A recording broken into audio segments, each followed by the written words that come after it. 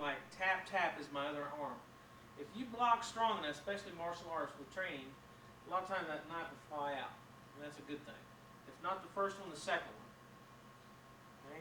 Immediately grab on and never let go. If you can keep from it. What's next? What did I say? Strike. Okay? Either strike or you feel they're too strong, strike. But do one and stay with it for a while. Okay? Don't do both. Do one. Preferably whatever feels more comfortable. So block, shield, strike. And again, we would teach all this one step at a time, right? So it comes to the left, my left arm blocks. If it comes from this side, my right arm blocks. Closest arm blocks. That's the first thing you're going to do with your student. Okay, here it comes again. Block. Comes from this side, block. The other hand's up close. Again, this one's up close. Again, boom. Okay, now we're going to add to the next step after we do 3. This 1, we're here with 2. Now here comes a 3. Boom. Here comes a 4. Boom. Right? Practice all those. Here comes the 5. Boom. Okay. 6. Boom. Whatever. Or both arms. Now, here comes a 1 again. 1, 2. Right? Now we're going to try that. Now here comes the number 2. 1, 2. Here comes the number 3. 1, 2. We're just building. This would take a lot of time to get through. The next one, 1, 2. And here comes the low one. 1, 2. Here comes the high one. 1, 2. Okay? 1, 2. Next will be number 1 with, we got to get at that, now we add the strike. Okay? Here comes the 2 angle. 1, 2, strike, if that's more natural for you, or strike. Okay? Whatever, strike. Okay? Number 3, 1, 2, strike or strike. But do one or the other. Let the students, don't let them mix them up. Whatever they're more comfortable with. The other way, 1, 2, strike, whichever one they like. Now we go to the 5, 1, 2, strike, and get after that weapon. And 6, 1, 2, strike, and go. Okay, now we have the next stage. Okay, so it's going to go 1, 2, strike. Inside arm, the arm's out here. We go for the clamp for a hard takedown, okay? Everybody got it? Number 2. 1, 2, strike. Anytime you're outside, or you close them, however you want to say it. If I close them, I'm going to the arm bar, okay? Number 3, 1, 2. Again, where am I? I'm on the inside of him. So strike, close it for the clamp, okay? Other side, 1, 2, strike, arm bar. See how natural that comes? You have to teach them to keep the hand in the hip pocket on the arm bar. Got to. Okay? You're focusing on one arm in control. Which one did I leave out? Straight in, okay? 1, 2, again, strike. They learn to do it. On the outside of his arms, where'd I go? Here, right? Sticky hands again. But I've already stunned him. If I happen to do that when I wind up here, where would I go? Does that make sense to you? It takes out a lot of the thought process. Okay? Up here, this level, 1, 2. Makes sense? Strike. Whatever you get hold of. Again, same thing. And I leave any out. That's the fundamentals. You see where we're going with this? Okay. And then the takedown will be the last step after they've gotten really good at this and finishing them off, which we'll do later. Okay? Alright, relax. Okay, are we ready? Okay, so number 1, block, shield, strike. After the grab, strike. From there now, pull into you. Wrap into the clamp and take it down hard. Okay? Number 2 angle. Come, 1, 2. From there I secure the arm. I strike. And I want this to come down close to the waist. I want my hand, my knife edge, right above the elbow joint. Okay? It's the best place. You may not always get it there, but that's where the best place is.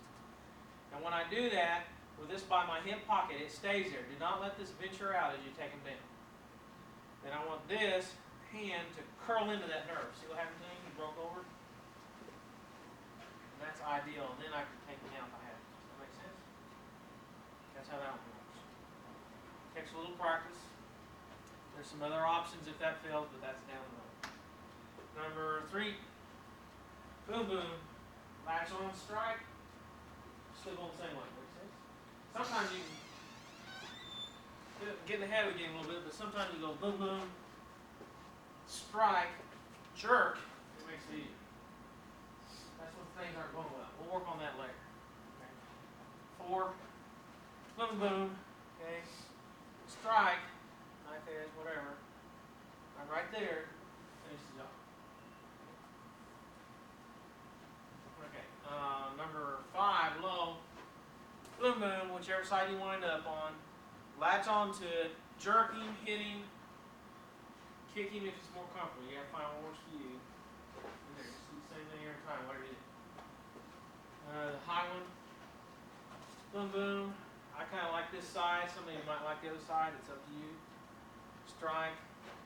It's still the same. Makes it easy, right? I'm on that side of the arm, I go there. On this side, I go there. If he's left-handed, give me lefty. Where's lefty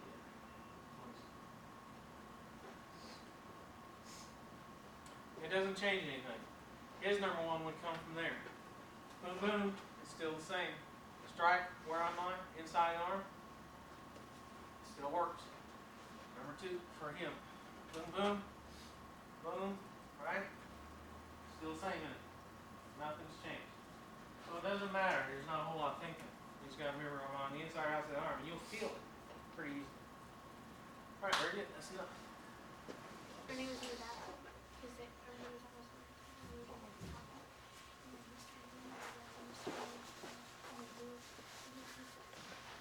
Okay, next level, we've done static, a lot of work static. Make sure the block and shield's there because most important things. They give you time, and then the stun gives you more time, and then the finish. Regardless of which hand he comes in, he's going to do short slashes as I back up, and then he's eventually going to lunge at a 1 or a 2, and I'm going to finish my work. Does that make sense? 1 or 2 only. Let your student focus on one area first. So again, same idea. I'm going to try to mirror image his movement, and then I'm going to try to finish him off. Okay? 1 or 2. After a little while, then you can add the 3 and 4 and the lunge, and do the same thing. You can also add bigger movements now, possibly. And then I gotta wait for the lunge. Okay? And then the finish. So now we're adding more of a fluid, more pressure, a little better program. And if you find that they have trouble, let's say this time I script, he does it, when he lunges I go, and I have trouble, or I leave something out, then you gotta stop and say, okay, just give me that one each time, but everything else is the same. So he comes towards me, but that's the one I know he's going to give me to help me fix it. Does that make sense? I've got to do that. Then I can go back to adding them all in. So sometimes we have to check ourselves and go back. Okay, very good, thank you. In other words, put your arms out like this. If I wind up inside either arm, it doesn't matter. I'm going to go for the clamp takedown. Whichever one it is. If it's this arm that I need to take care of, it would be this way. If it's this arm I need to take care of, it would be this way. If I'm outside either arm, we will go for the arm ball. This should come pretty natural. Even if it's right or left-handed, it helps because it doesn't matter. You're always doing the same thing. Okay? Now as far as the technique goes, after you've done your block, shield, strike, when we grab this hand, we want our thumb right here on the wrist, preferably. It may be up here a little bit, depending on your hand size and ability. And then this arm should lock just above the elbow joint right here, and then you should try to get a little bit of control right there by making a good knife edge. If you can do a picture perfect technique, it would be close to that. Your body then should be placed as close to theirs as possible. It causes more bounce displacement, which makes it easier to take the person down with less effort from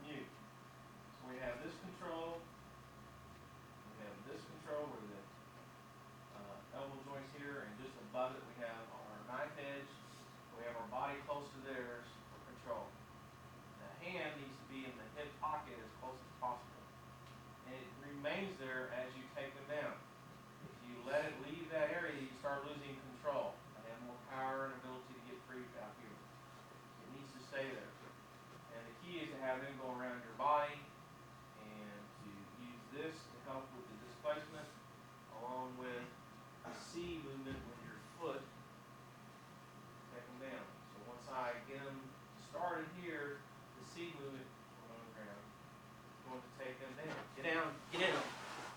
And then now I get them to this point. Once I get them to this point, I've got some pretty good control. Okay? I want to make sure I flatten them out a little bit. Get your other arm out there where I can see it. Turn your palm up where I can see it. Turn it away from me. Don't look at me. Anytime you make them look away from you, they're not as likely to fight. And the only reason is because they can't see you. They can't see a target. Psychologically, it makes a little difference a lot of times. Spread your feet out. Good. And then put your heels on the ground. Right, wider. Now, he has to really make a move that I can detect before I have to worry about it too much. This helps me. And you need to be talking to him. So I've got him down on the ground here. What I want to do then now is control this shoulder. He's stiff. Are you alright? I also have this knife to deal with, but what I want to do is get him to here.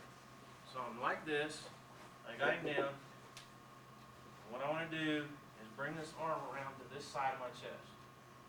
Now I got him pretty good control, right? I got the knife, I put it in control, and what have you. What else do you have the right to do when you get him down here? Because he has a knife that's trying to attack you. You got to break this, break it. If you can't control him, if he's too strong. But that's a decision you have to make depending on the circumstances. What else can you do? I prefer, if you can, take the knife and get out of there. Don't deal with him anymore. Unless you got some way to control him forever. So you're in this position. Another thing you can do is switch to here and go into the clamp, right? From this clamp, we're going to do what I call a power arm bar. What I've done here is I had my clamp on him. I had used my knees here. This is lodged into me in my body, wherever I can get it. I slide this hand to the back side of his arm, and I put my knee up against my arm here. And with that, pushing it up along his back, see how far it goes? Now what's the difference? I'm here, I raise it up and push it. Tremendous power difference. Some of the world's strongest men can't fight out of this if you do it this way. Okay? See, that's a power. It's lifted a little bit. Okay, that's called, using that arcing motion. And I got my leg for support in case he's really powerful. And then I can really hold it. Does that make sense? So that's a power hold. You can hold him a long time that way. And then however nasty you need to be to defend yourself is up to you. You have to make that decision. I can't make it for you. Or, boom, you get the heck out of Dodge. Take your knife with you. Any questions? Alright, let's do the other side.